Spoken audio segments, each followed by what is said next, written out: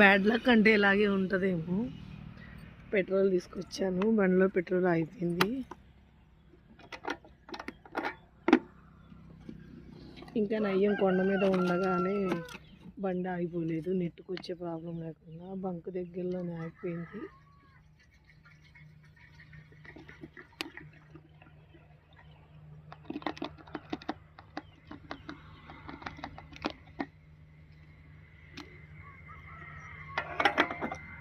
ఒక్క బేరం అవ్వలేదు కొండ మీద. ఆల్రెడీ నిన్న నైట్ 3 కేజీలు వచ్చి 50 రూపాయలకి అమ్మేశాడంట.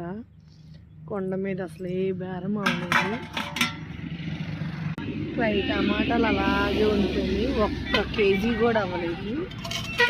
ఇంకా నయ్యో నేను ఇవాళ ఎందుకో ఏమో పెట్రోల్ కానీ తీసుకొచ్చాను ఏమో 50 రూపాయలు. రోజు అసలు నేను చిల్లర తీసుకెళ్ళను, ఎంత వచ్చింది ఏంటి లెక్క తెలియాలని.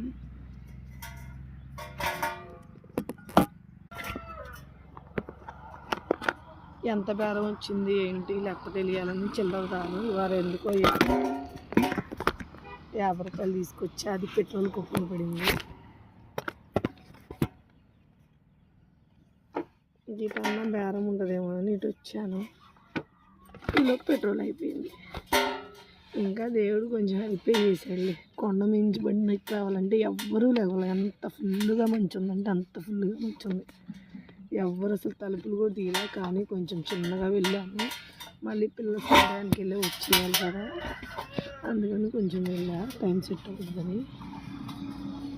వెళ్ళా కట్టేసాను మళ్ళీ ట్రై. మంచి చూడండి ఎలా ఉందో, ఫుల్గా ఉంది బండి. ఇప్పుడేగా పెట్రోల్ పోసాను, స్టార్ట్ అవ్వడం లేదు. కొండ మీదంతా 1 అవర్ తిరుగుంటాను, ఒక్క బేరం కూడా అవ్వలేదు.